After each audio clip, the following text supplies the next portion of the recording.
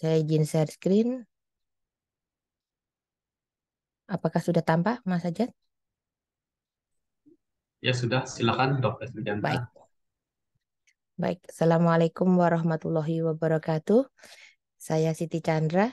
Saya dari Komite PPI Rumah Sakit Persahabatan. Hari ini mewakili tim Komite PPI untuk membawakan materi mengenai PPI di Rumah Sakit Umum Pusat Persahabatan untuk adik-adik sejawat peserta pendidikan dokter spesialis maupun adik-adik nakes yang ada di memasuki program pembelajaran di Rumah Sakit Persahabatan.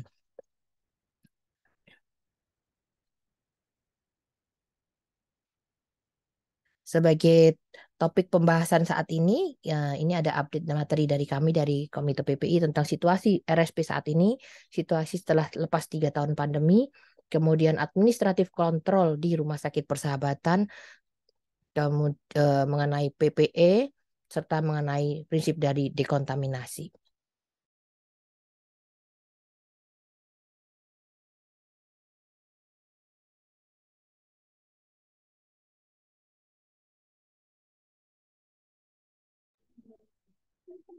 Silent dok, izin kepencet silent sepertinya. Oke, Maaf. sudah jelas? Ya sudah, silakan. Baik. Bismillahirrahmanirrahim. Jadi situasi Rumah Sakit Persahabatan saat ini adalah kita sebagai rumah sakit rujukan COVID, kemudian pasien COVID kita saat ini kasusnya turun setelah 3 tahun kita melewati pandemi, pasien non-COVID-nya meningkat. Ruang rawat kami dibagi menjadi dua, baik ruang perawatan COVID dan non-COVID. Untuk kepatuhan AKB, baik hand hygiene, untuk APD, baju, dan lain-lain, itu akan kita bahas berikutnya. Dan sebagai reminding bagi adik-adik sejawat sekalian, minggu depan, Senin, Selasa, dan Rabu, kami di Rumah Sakit Persahabatan akan menjalani akreditasi GCI. Safety review di GCI untuk sertifikasi 1 tahun ke depan akan dimulai di hari Senin, Selasa, dan Rabu. Jadi bagi adik-adik yang bertugas di tempatnya nanti tolong koordinasi dengan PIC setempat mengingat standar dan apapun yang harus dipersiapkan sehingga sama-sama bisa membantu kami yang ada di lahan Rumah Sakit Persahabatan bisa untuk mempertahankan posisi kami dalam safety review GCI untuk 1 tahun ke depan. Ini preparing for a GCI safety check. Jadi standar dan tracer fokusnya ini yang kami sharing dari PCI untuk komite PPI adalah yang pertama adalah availability of personal protective equipment, ketersediaan untuk PPE-nya, kemudian proses disinfection atau sterilisasi bagi sejawat-sejawat yang bertemu dengan alat-alat yang memerlukan proses disinfeksi. Mohon diperhatikan, kemudian keberadaan negative pressure room, kemudian early recognition at first point of entry, kira-kira point of entry-nya dari mana, kemudian tracking hospital untuk associated infection, tentang kendali infeksi yang ada di dalam Rumah Sakit Persahabatan. Prinsip dasar dari PPI itu sendiri kita tahu lingkaran ini. Bagaimana lingkaran ini menggambarkan tentang portal of entry dan portal of exit dari suatu penyakit. Jadi kalau suatu agent, baik itu bakteria, virus, fungi, protozoa, parasite, itu akan ada portal of entry dan portal of exit-nya. Entry-nya dia melalui respiratory tract, GI tract, mukus, membran, dan skin. Otomatis sejawat sudah terpapar secara berulang-ulang selama 3 tahun terakhir. Kemudian transmisinya bagaimana? Transmisinya bisa transmisi kontak, transmisi droplet, maupun airborne, maupun vector-borne. Susceptible host-nya apa? Orang-orang dengan penyakit kronik, kemudian immunocompromised, very young, very old, yang sedang tumbuh kembang, yang sedang tumbuh surut, itu semuanya punya immunocompromised yang rentan akan terpapar dan juga sebagai host. Kemudian infectious agent itu akan masuk ke reservoir people equipment maupun water. Kemudian setelah masuk, karena ada exit portalnya lagi lewat ekskresinya, sekresinya, ataupun dropletnya. Ini yang mediator yang berbahaya yang harus diperhatikan selama dia ada dalam perputaran suatu transmisi penyakit. Ini adalah hierarchy of control. Hierarchy of control ini untuk sebagai reminding bahwa kalau kita mendapatkan suatu penyakit atau mendapatkan suatu wabah, contagious disease yang datang ke kita, kalau bisa physically remove the hazard, eliminasi, dibuang. Kalau misalnya yang marak kembali flu burung-burungnya bisa ditangkap dan dibakar atau dibasmi, maka physically remove the hazard. Kalau substitusi, replace the hazard, digantikan dengan yang lebih jinak. Kalau bisa, kalau tidak bisa, segitiga terakhir ini harus dikerjakan. Engineering control, administrative control, dan PPE. Engineering control to isolate from the hazard. Jadi ya diisolasi mau tidak mau gitu. Seperti zaman dulu TBC diisolasi, saat ini waktu COVID dilakukan isolasi karena satu cara untuk mengeliminasi dengan cara itu kan nggak mungkin kita akan eliminating, kita akan bunuh, tidak mungkin. Jadi isolasi. Kemudian dirubah budayanya, administrative control, bagaimana untuk bekerjanya. Kemudian protect the worker, itu PPE. PPE adalah segitiga terkecil dan terakhir di antara segitiga besar perlindungan ini terhadap biohazard. Kewaspadaan isolasi, kewaspadaan terhadap isolasi ada dua. Kewaspadaan standar dan kewaspadaan transmisi. Dari kewaspadaan standar, sejawat bisa lihat di dalam paparan di presentasi ini, memperhatikan mengenai hand hygiene yang pertama. Karena itu yang kita kerjakan terus sebagai tenaga medis yang bekerja di center of infeksi, di mana kewaspadaan itu harus ada di situ. Kemudian APD, mengenai limbah dan benda tajam, mengenai linen, mengenai peralatan pasien, mengenai kontrol lingkungan. Kemudian tadi sudah dipaparkan Mbak Fetrin tentang kesehatan kerja, penempatan pasien, bagaimana etika batuk, bagaimana injeksi yang aman, dan fungsi lumbal yang aman. Ini adalah kewaspadaan standar yang digaungkan terus-menerus untuk diingatkan dalam standar medis. Kemudian yang kedua adalah kewaspadaan transmisi. Bagaimana apabila terjadi kontak, bagaimana tentang droplet, bagaimana kita mengendalikan airborne. Ini yang pertama, di kewaspadaan standar tentang hand hygiene. Sejawat pasti sudah berulang dan kami reminding kembali tentang 5 moment. Bagaimana kita harus mengingatkan ini sebelum kita kontak dengan pasien, sebelum kita melakukan tindakan dengan pasien, sesudah kita kontak dengan cairan tubuh pasien, setelah kita kontak dengan cairan tubuh, setelah kita kontak dengan pasien, dan setelah kita kontak dengan lingkungan sekitar pasien. 2 sebelum dan 3 sesudah ini pasti sudah sering digaungkan dalam 3 tahun terakhir. Kemudian bagaimana kalau menggunakan hand rub, bagaimana kalau menggunakan air bersih. Bagaimana kita menjaga kuku tetap bersih, kemudian menghindarkan segala macam ini yang bisa menjadi tempat penempelan karena kesulitan untuk melakukan dekontaminasi permukaan apabila ini menempel di kita. Jadi dan diingatkan di sini jangan pakai handuk, jangan penggunaan ulang. Kemudian tidak boleh menambahkan saat sabun cair atau antiseptik yang belum habis. Jadi tolong habiskan, cuci, bersihkan kering baru kemudian ditambahkan isi. Jadi tidak langsung udah terisi habis separuh langsung diisi lagi. Sehabiskan dulu kemudian dicuci supaya meyakinkan tidak ada materi yang bisa contagious yang ada di dalam situ yang karena kontaminasi akibat yang melakukan cuci tangan itu sendiri.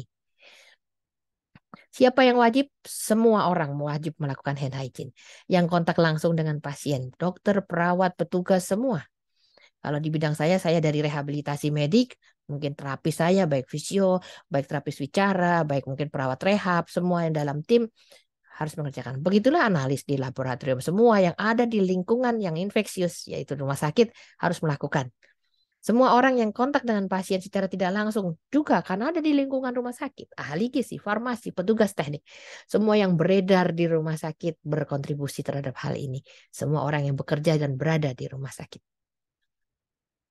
PPE atau APD itu alat pelindung diri, yaitu upaya untuk melindungi diri dari tertular agen penyebab penyakit.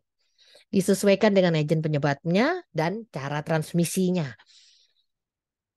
Di kami di Rumah Sakit Persahabatan ada penetapan APD bijak di tahun 2021 di saat mulai COVID melandai sebelum fase Omikron kami sempat membuat penetapan dari Komite PPI, teman-teman saya yang luar biasa, kolaborasi IPCD dan IPCN di Rumah Sakit Persahabatan juga nakes lain yang ada di dalam Komite PPI, kami menentukan mengenai zonasi. Jadi ada zona merah, di mana layanan-layanan yang terkait COVID menggunakan PPE dengan proteksi tertinggi.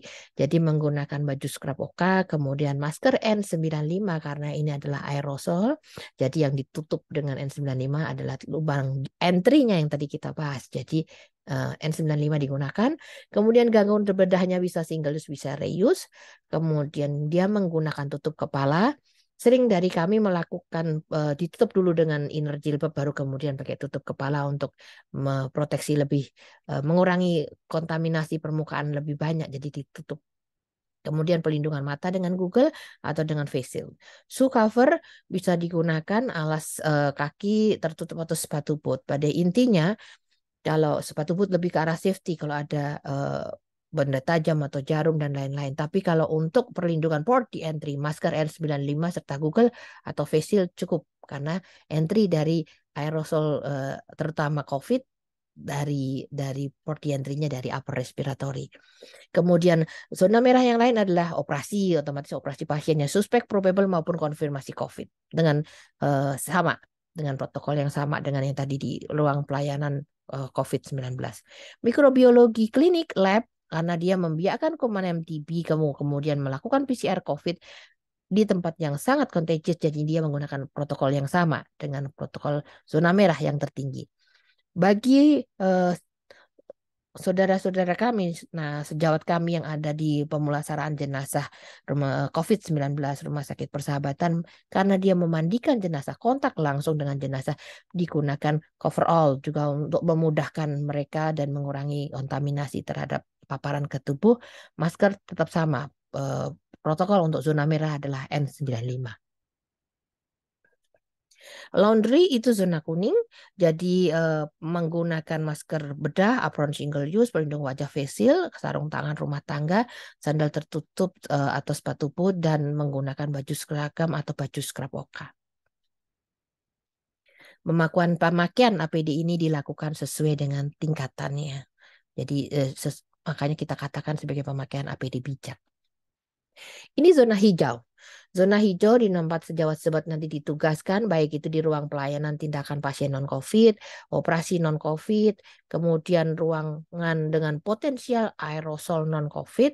Kalau potensial aerosol, kemudian ruangan operasi, kita menggunakan maskernya masker N95. Karena kemungkinan aerosol generating procedure-nya ada.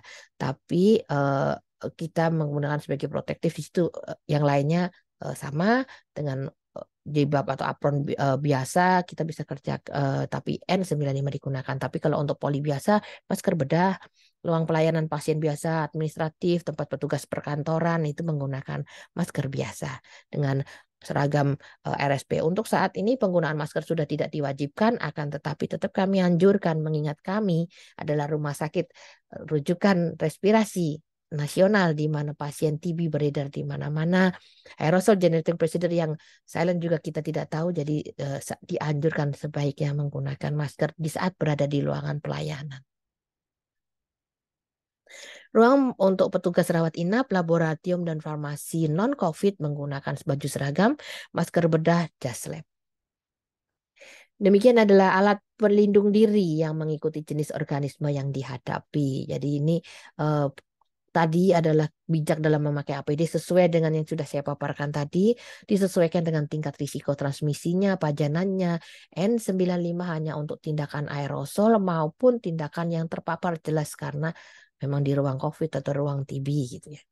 Gaun tidak harus hazmat, cukup dengan gaun tertutup dengan ikatan kancing, bisa dicuci karena setelah tindakan otomatis pasien kita staf akan mandi dengan bersih dengan sabun dan semua akan digantikan dan akan kembali bersih kembali sebagai dekontaminasi permukaan.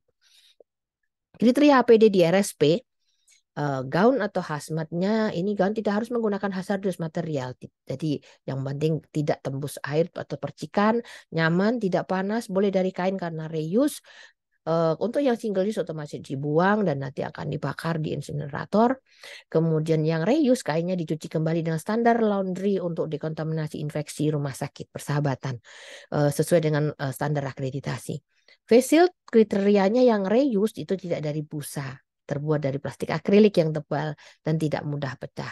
Apabila ditemukan masih ada yang pecah atau mungkin itu memang properti ruangan ya, biasanya ada tapi tidak digunakan karena mungkin masih sisa dari aktivitas waktu kami COVID 3 tahun terakhir. Yang disarankan adalah yang kokoh. Apabila tidak dapat yang kokoh, lebih baik menggunakan Google. Kriteria masker di rumah sakit persahabatan. Untuk masker medis itu kita menggunakan masker medis atau masker bedah yang 3 lapis dengan lapisan luar tuh water resistant, lapisan tengahnya ada filter dan lapisan dalamnya absorbent atau menyerap droplet. Jadi dia lipatan maskernya seperti kaca nako di sisi luar, jadi dia yang di sisi luar menghadap ke bawah dan di dalam adalah menghadap ke atas sehingga menampung droplet kita, jangan terbalik. Kemudian masker N95 menggunakan standar NIOSH FFP2, kemudian uji filtrasi partikel 0,3 mikron lebih dari 95%.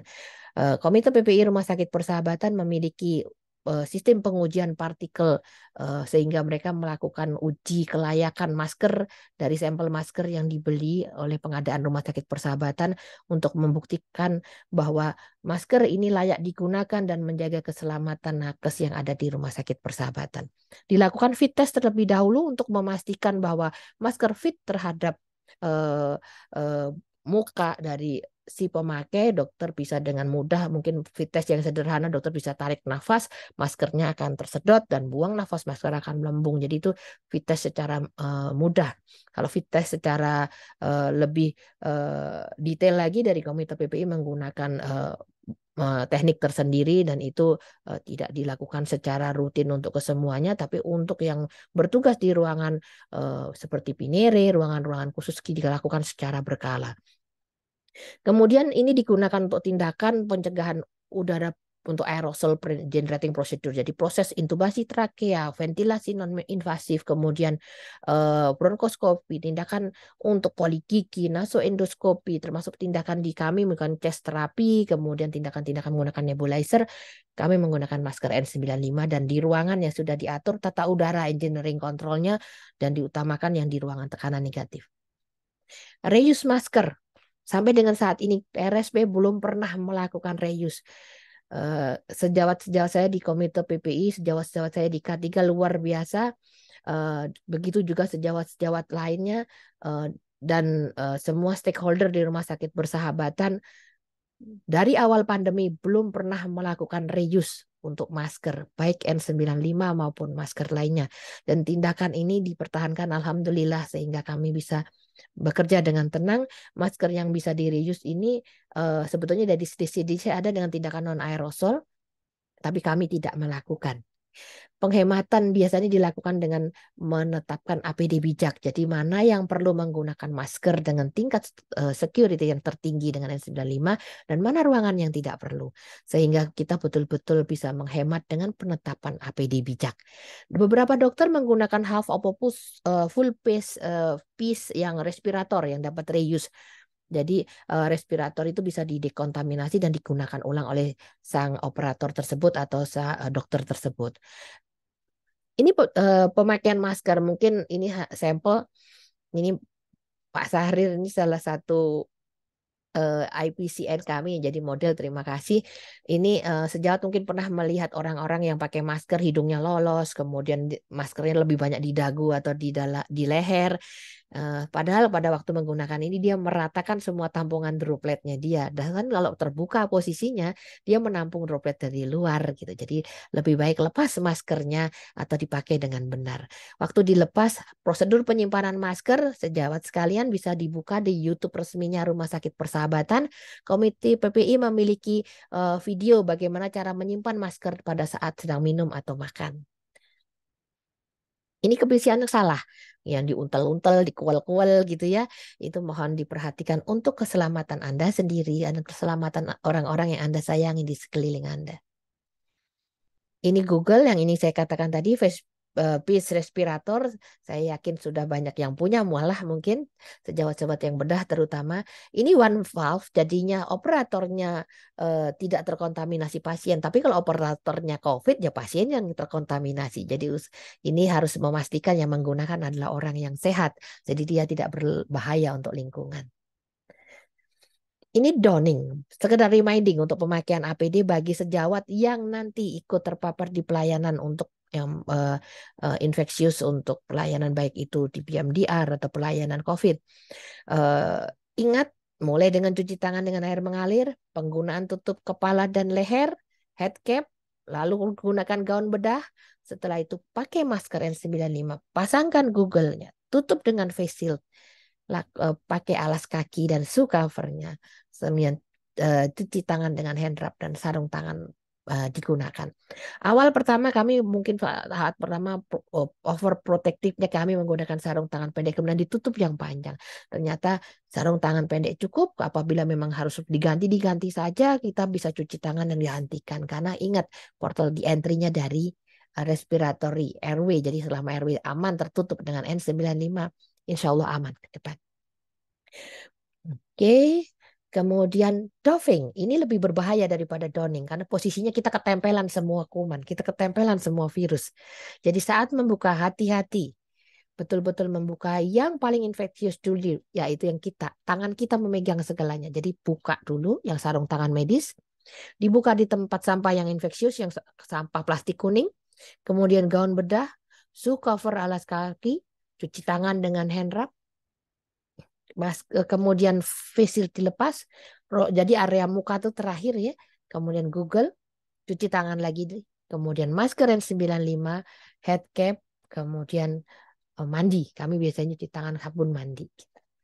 Biasanya melepasnya hand 95 dan head cap itu dekat ke arah kamar mandi tempat kita ganti. Ini semua dikerjakan di antar roomnya untuk apa di tempat dikontaminasi untuk melepas.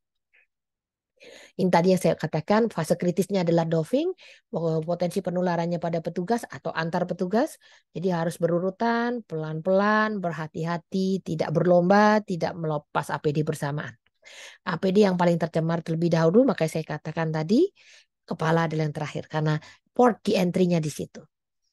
Oke. Penempatan pasien ini lebih ke arah manajemen. Kami melakukan social distancing di pasien, kemudian melakukan penentuan arah angin, sehingga engineering control ini untuk meyakinkan bahwa pasien tidak mengkontaminasi petugas. Jadi arah angin itu dari arah petugas ke pasien. Mungkin kalau sejawat memperhatikan di mana posisi exhaust-nya persahabatan yang nyedot udara, ya pasti di dekatnya pasien, gitu, bukan di dekat petugas. Baik di poliklinik TB maupun di ruang perawatan untuk kasus-kasus infeksius. Ini dekontaminasi permukaan sebagai bagian dari pengendalian lingkungan. Jadi kita harus melakukan dekontaminasi dengan menggunakan baik alkohol ataupun klorin. Dilakukan pengelapan atau pengepelan, bukan disemprotkan. Karena semprotan itu akan mengakibatkan benda yang sudah diam menempel jadi lepas dan terbang mengikuti udara.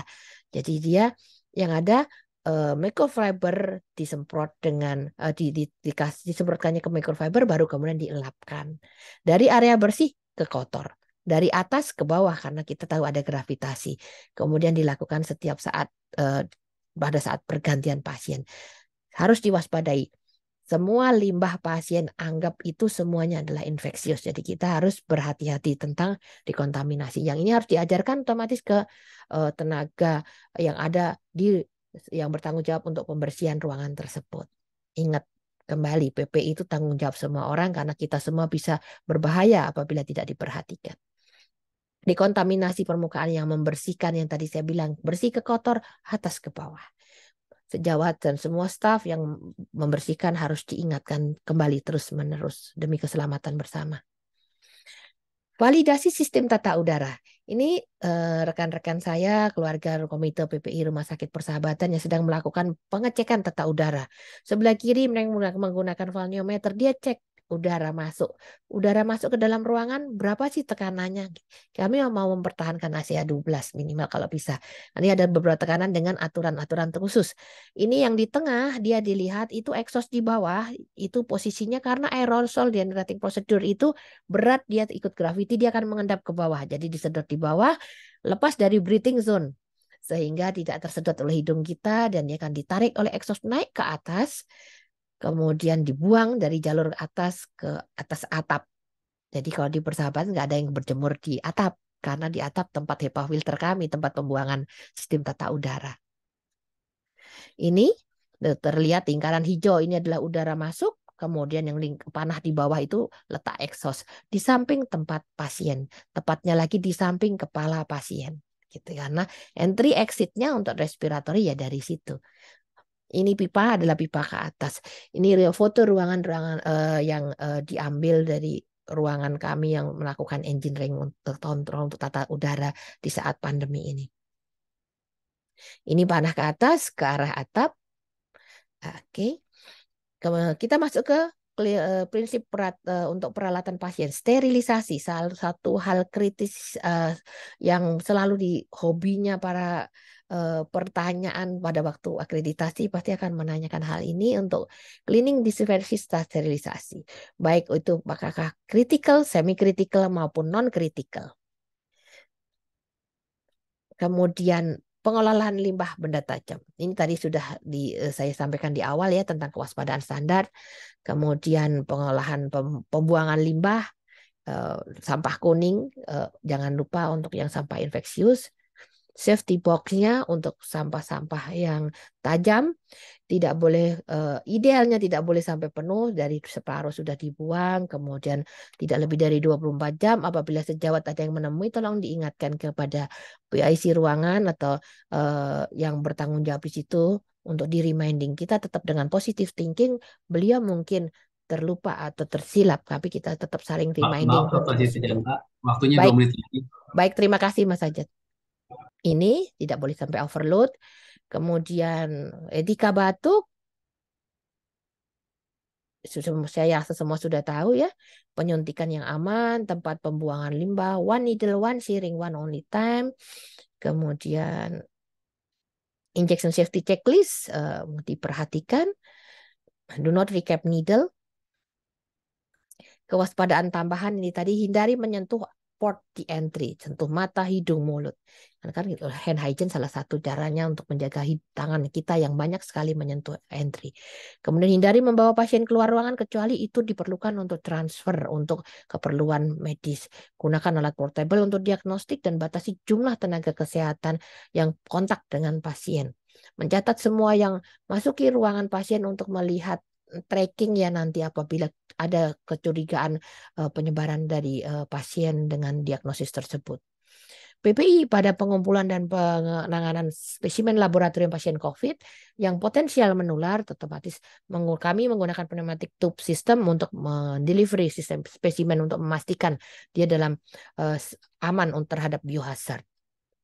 Jadi ini dari kami, karena kita harus memelihara seluruh kehidupan manusia. Seakan-akan kita juga memelihara kehidupan semua manusia. Karena PPI itu tanggung jawab semua orang. Saya harapkan kita mengambil hikmah dari paparan yang saya berikan, berbantu untuk saya sendiri, teman-teman komite PPI, dan teman-teman yang akan bergabung di Rumah Sakit Persahabatan sebagai peserta didik. Semoga bermanfaat. Sekian dari saya. Wabillahi taufik wal hidayah. Wassalamualaikum warahmatullahi wabarakatuh. Salam sehat selalu. Terima kasih Mas Ajat. Saya kembalikan ke Komkordik. Ya, terima kasih. Terima kasih Dr. Siti Chandra atas waktu dan paparannya.